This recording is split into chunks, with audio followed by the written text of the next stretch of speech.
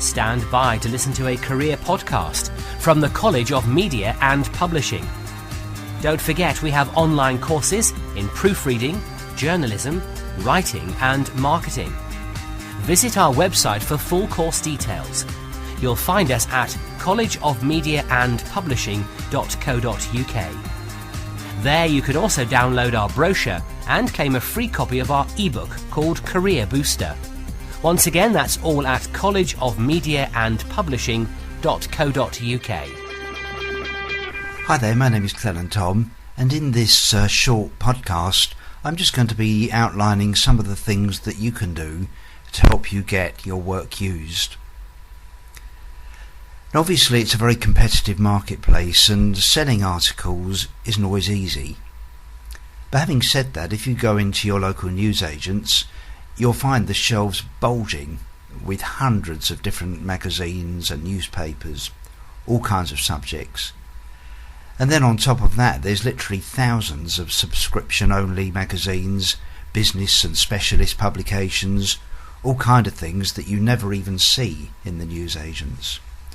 So there's certainly no lack at all of outlets for your work. The secret is matching you to those outlets.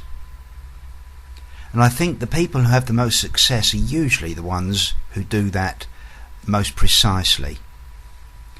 So how do we do that?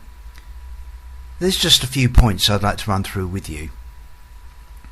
The first thing is to pinpoint your unique selling point, or USP as they call it in the business. Everyone's got one. That one thing that sets you apart from everyone else. That could be experiences you've had or hobbies that you've got, interests. It could be your career, skills, qualifications. We've all got them. But the USP is really pinpointing the one of those that really makes us buzz. The thing that we just have to write about. That's your USP. You'll have one. It might take a while identifying it, but there'll be one there if you look for it. And I can help you with that if you email me. So go through all your different aspects of your life. Look at what you do and what you're interested in and what you really feel you'd like have something to say about. And that will probably be your USP. And that will give you a subject field. And then it's a question of matching that subject field to a different publication. And that takes us to the second point. You've really got to be original these days. The media is very ideas driven, and we've got to really keep up with that. The people with the best ideas usually have the most successes. So what we need to do is to take our USP and then use it creatively. Find unusual ways of talking about it. So supposing USP is the love of cakes. Well, anyone can write an article about buying cakes, making cakes and eating them. And to be honest, all those subjects have been done to death, and it's very unlikely that you'd get an article published anywhere when all you're doing is repeating what's been said already. So you have to be different. Look at your life and look at your interests, or look at the media world that we live in, or the general social scene that we live in, and come up with unusual themes. How cakes saved the economy. The cakes that led to Hitler's downfall. The cake recipe that Mr. Kipling keeps under lock and key. Why I eat cakes that are 5 years old. How to bake a cake naked. You get the idea. Looking at a very ordinary, everyday subject in an unusual way. And once you start to learn to do that, then you'll always have things buzzing around to sell. Not every idea you have will turn into an article, at least not a publisher one, but even writing stuff just for experience is good fun and great practice. So once we've got an original idea, then the secret is to match it precisely to the market. It's no good writing a great piece on why cakes saved the economy and offering it to Reader's Digest when they don't use anything like that. Why would they be interested? Imagine trying to pitch a product to a shop that sells black shoes and nothing else. So you phone up the proprietor or go in and see the manager and say, I've got some stuff here, I think you'd be really interested in it. And he said, oh, tell me. And I said, I've got some shoes here, they're nearly black. Well, actually these ones are white. Or, well, these aren't actually shoes, but they're black, it's a black bag. Your chances of selling anything to that shop to resell to the public are very, very slim, probably nil.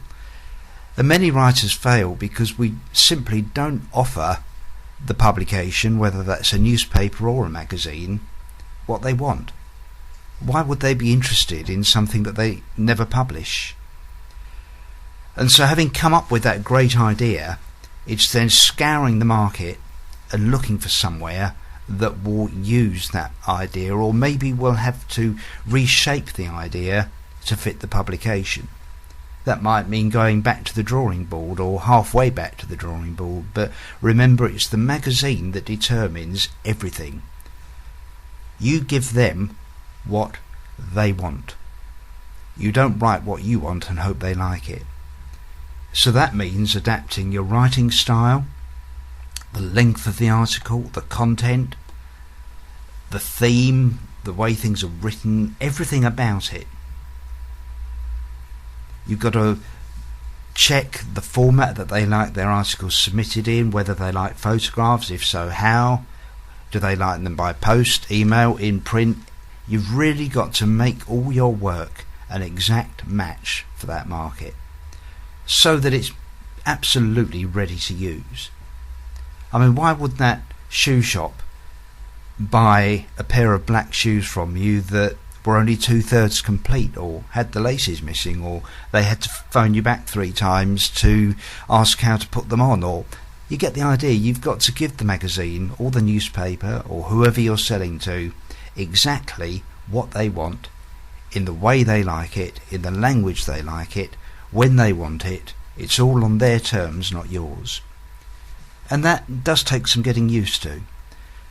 And unfortunately, if you're somebody, and there's nothing wrong with this, who just likes to write and then send it off, well, that can be quite enjoyable, but it's not usually very productive. Magazines will always prefer an article that's ready to use, where they have to do very, very little to it. Why would they want to waste time honing your article and polishing it up when you could have done that for them?